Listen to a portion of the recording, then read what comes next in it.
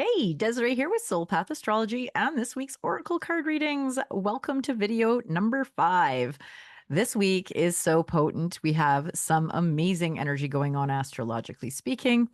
We have a partial lunar eclipse happening in Pisces, but it's on the last of this particular lunar node axis, the south north node axis, which we've been in for a year, maybe 18 months now. But basically, what's been coming up, the Aries Libra axis, that's where our lunar nodes are collectively. This full moon is happening just tipped off it ever so slightly in Pisces and in Virgo. So, what does that mean? Well, it's the come to Jesus intersection time of where in the heck have you been deluding yourself in respect to relationships? Pisces is delusion and fantasy at its lowest octave. And Virgo is like the come to reality. It can be hypercritical, but at their highest octaves, this is like where they intersect is this beautiful place of inspired action where you can become really connected to what your soul is longing for, like to see a more beautiful world your heart knows is possible, and how to actually make that manifest in real life.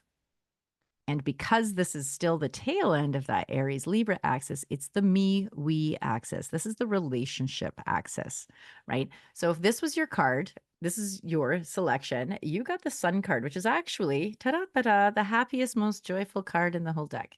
It's a high level yes. It's huge surrender, it's abundance, it's happiness, it's all the things.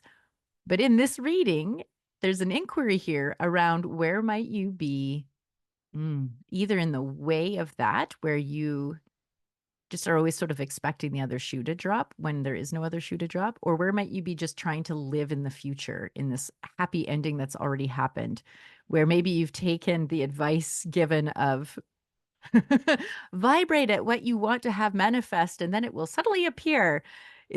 It isn't, I think that often gets misunderstood, like there is some kind of magical magic that happens where like boop, you open your door and there's your red bike on the other side of it.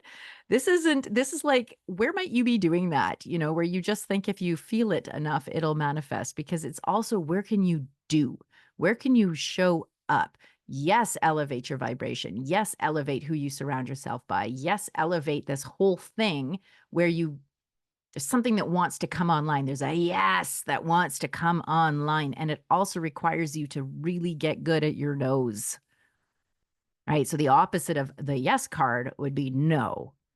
So where do you need to have a really good, strong, perhaps crunchy and uncomfortable no so that you can have this hugely beautiful yes? That there is this life of abundance that wants you as much as you want it, but to get there requires some reality. It requires no. Like, yes is sort of fantasy and no is kind of like reality. So, where do I need to bring in some no's? Where do I need to bring in some precision with my attention? Right? Because your most valuable commodity is your attention. And thank you for sharing yours with me right now.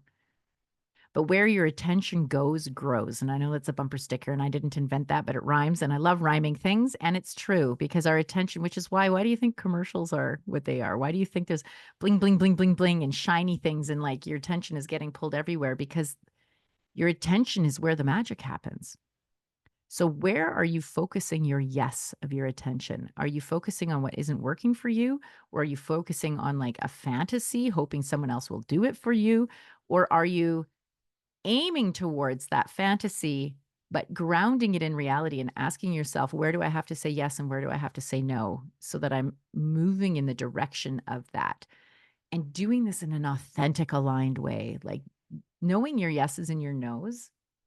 I see how it's a cherub and he's naked on this forward moving horse and there's sunflowers. Like the nakedness is like unmasked. This is deep integrity and a baby, a cherub. So this is that childlike wonder. Like, yes, tap into what does that child want? What does that playful energy want? Because we're moving into an era, the opportunity is where life is more playful, where we elevate ourselves out of this mire and muck that seems to be like 80-20 and flip it on its head where it's more 80% sunshine and 20%, muck, right? So where can we start to adjust our own inner compass towards that, where it's 80% yes and sun and good and 20% the challenges that we need to help us move towards that, right? And so rather than seeing things as blocks, there's an invitation here to start to see what wants to come online. And see, there's an energy difference there where the focus shifts. So it's not that you're living in a fantasy, but it's like going within and asking yourself, what wants to come online? What is ready to be born in me? What wants to mature inside me? Like there's a seed that's breaking open. What is that? What do I know is true? What has life been asking me for the last year, maybe even 18 months to adjust in my relationships? And maybe it's easier for you to access that by recognizing your inner relationship where you have some inner integrity issues.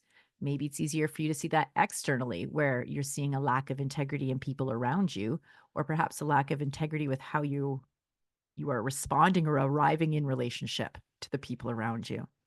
There's an invitation here to get curious about people-pleasing tendencies, and another one of, well, I'm just gonna exit stage left so I don't have to deal with people, right? So where can we come home to ourselves? Where can we tap into our childlike experience of joy and creativity and freedom and do the work of bringing that forward into the world? Yeah. Where can we find that great big yes? And how? What do I need? Ask the question. This is what do you need to do to make that yes a reality? What do you need to do to make that yes a reality?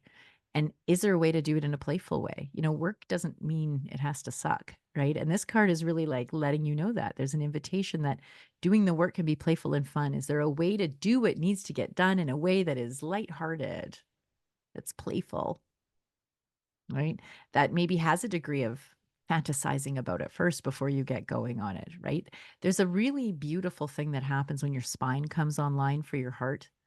When the doing part of you, the self-discipline comes online, and you see self-discipline as a supportive structure rather than an oppressive crusher of dreams. So where can you step into that power of really recognizing how self-discipline's your best friend and has your back and wants to see this joyful childlike thing come to life? So we'll leave it at that. If you want to deep dive, if you really want to find out how the heck this is showing up for you or what this means really like specific to you, I would love to do a reading.